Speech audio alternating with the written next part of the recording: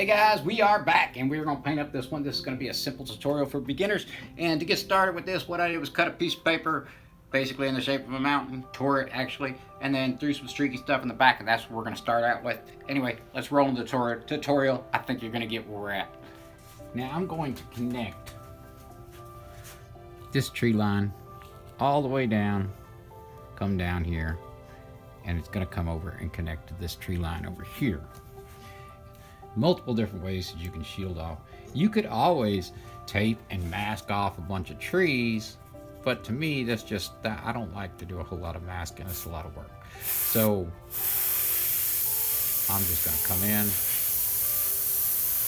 All right, to show you guys that brush that I'm using, and I have had this thing for years. It's just a regular old paintbrush, and look, I cut it with some scissors. It's really good for like duck feathers and things like that.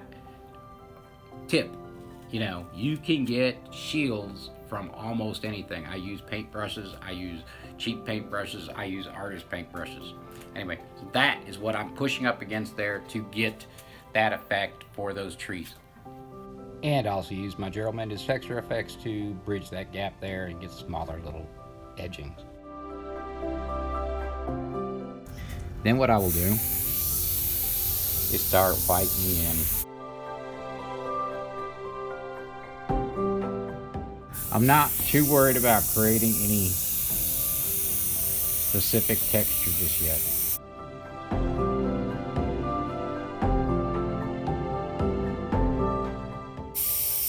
Where parts of the mountain are sticking out,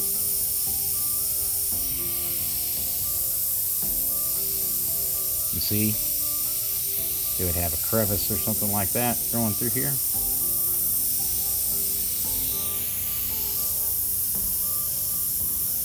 Okay, so now this bottom piece of paper that I got tore off here, that's going to represent my foreground, and it's going to be a lake, water, what have you.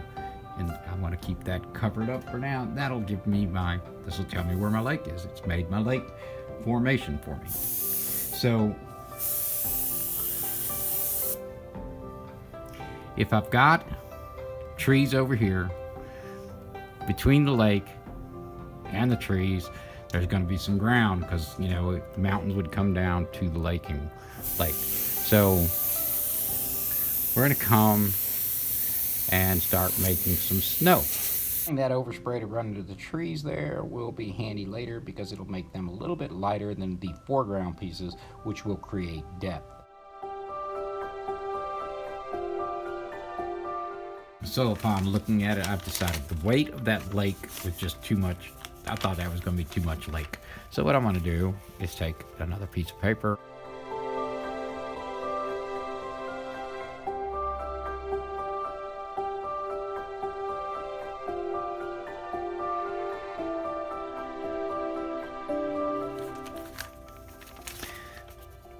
Made my paper stick to that on accident. You know what? That creates some texture. Happy accident. We're channeling our inner Bob Ross today. I'm not skinny. Don't have an afro, nice button-up shirt when I'm painting, but what I do have is the ability to paint happy little trees. Okay, so this is water. So there's lights that come in behind the mountain and run up the top. So what you want to do is notice how our streakiness is kind of going this way, right? So we're going to come off of that water and put some of that streakiness as if it's a reflection, so it's mirrored. See, now I'm going to turn my colors of my lights. So, and I'm not going to worry about this. I can do anything I want at this mountain later. So I'm going to start out with a light. I'm using cobalt or a blue. I'm using cobalt blue, but what I want to do here is go gentle because I don't want it real bright.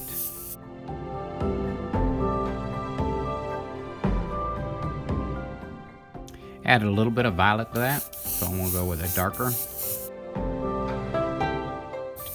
A little bit of green, a yellow mixed with that green. Now I'm gonna come over here and let that green come off into that blue. Let them colors blend together.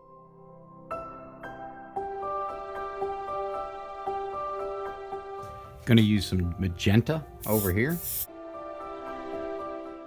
And yellow.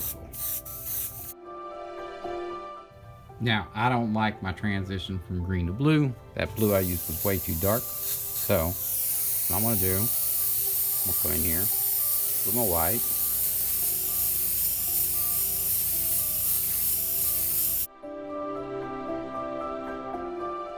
Okay, so now I've got, instead of cobalt blue, I'm using cerulean blue.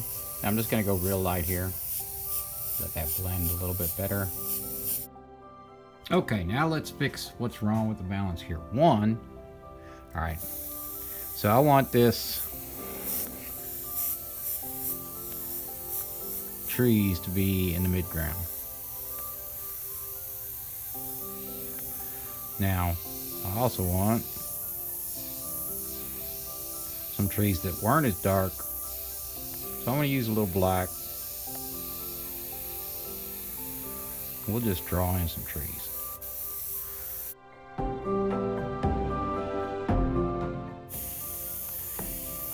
If the mountain was coming out like this and then back like this would be a little shadowed.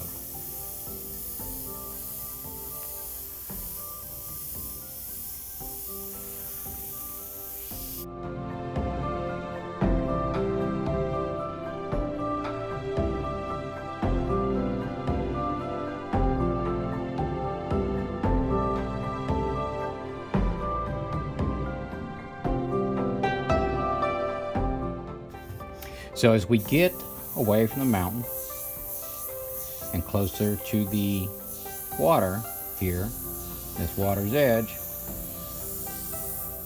we'll have some smaller vegetation. One thing you can do is, we're also going to have little crops of vegetation that'll pop through the snow. So we can take a texture shield,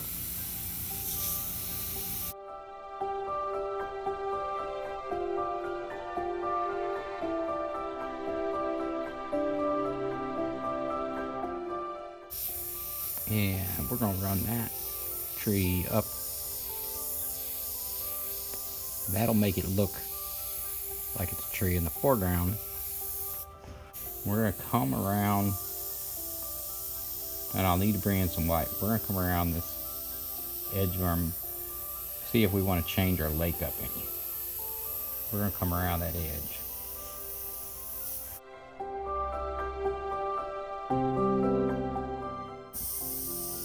Water is that edge where the snow would meet the water would be a dark shadow. Any trees that were tall enough to catch the light would be shadowing the water, correct? So you'll have shadows on this side. You're still watching this? Hey, if you're still watching this, it means you probably liked the video, right? Click that like button for me. Throw me a share, thumbs up. Ask me questions down below. Anyway, let's get back to work. They don't have to be a perfect mirror to be convincing enough.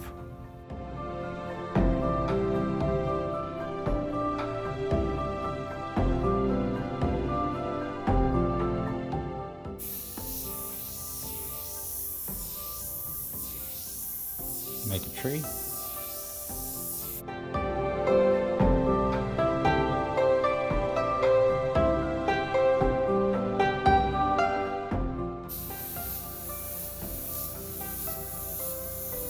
Like it's coming from the foreground. So we want,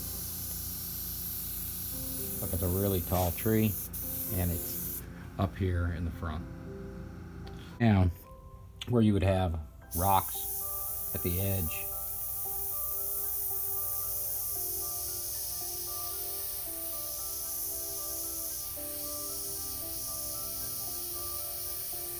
protruding over the water and casting a shadow, supposed put a little shadow, drop shadow underneath them when you put them in there. And over here, we're gonna throw a few shadows in where if the water was rippling a little bit, we'd have just a little bit of shadow in the water going on over there from the ripples. So we go side by side, sticking with the horizon line with the water. Now, all this snow would be getting colored by, influenced by the sky. So all I'm gonna do is take just a little bit of white,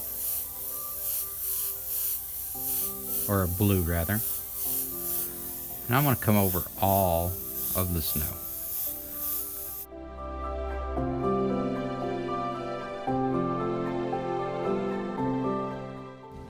Gently, of course, we don't want to turn it to a pure blue. I'm going to start bringing the sky colors into the water.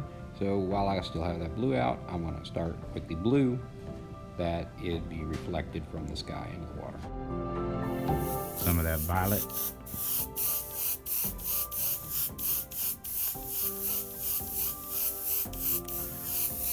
We just don't have to mirror it exactly.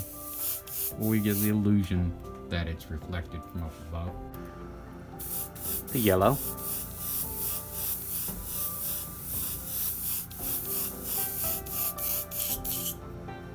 Too far into that. I've mixed up a really light gray and it's got a little bit of yellow to it.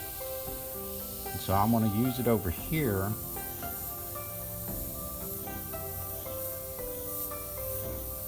to create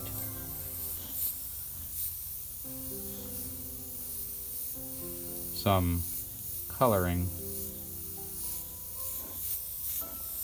in that snow where it's reflected off, because the yellow light would be reflecting in there. Okay, so now I've got white back in the cup and I want to do two things. One, I want this brighter. We can always, if we go too far with our white, we can always just come back with our grays and our blacks. And you're gonna have highlights, you're gonna have little spots of the snow.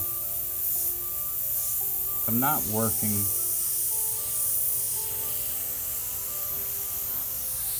we've got to imagine where light would hit things.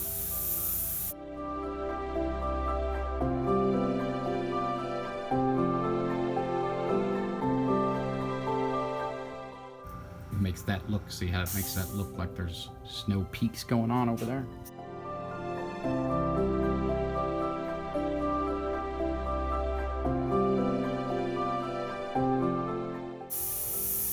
The reason I notice I'm working side to side is because that keeps the horizon.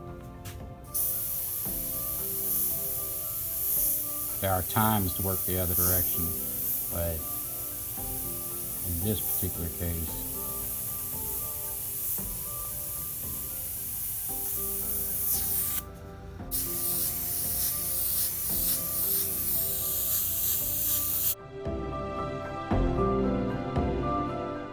adding little things that, if there were pieces sticking out of the mountain, which, you know, mountains are rough, it might catch that light a little bit off the top, because there's light over here.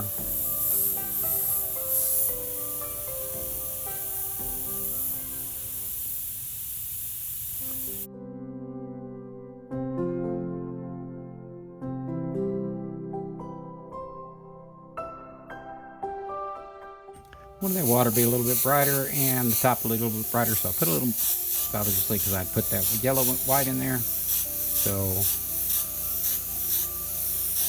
bring some of that. Mostly yellow, and I'm going to use it up here. Just have to stay off my mountains a little bit. And be careful just to not get deep into my mountains there at this point. Alright, on this next frame you're going to notice I went ahead and took out that little spot right there. Just to point out, you could always fix anything. I didn't like it, so I made it more rounded, took that out. You'd always fix anything. I didn't get video of me doing that. Not a big deal. I'm gonna come in here and finish by bringing the vibrancy back to these colors. So when I laid that white in, things got a little bit, you know, even though it got lighter, it got duller, correct? So I'm gonna come back in, I'm gonna add a little bit of that blue back in from the outside, using my eyes to decide where things need to go. I'm gonna add a little bit of magenta, and I'm gonna add a little bit of yellow.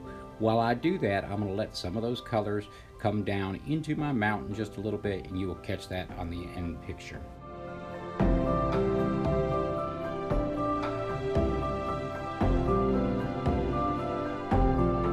Alright guys, that's a wrap. Hope you enjoyed the video today, and this is really good for newcomers. By the way, if you guys don't know how to prep your panels for paint, let me know down below. I may make a quick video on it. It's not really that difficult, but there are a couple things you need to pay attention.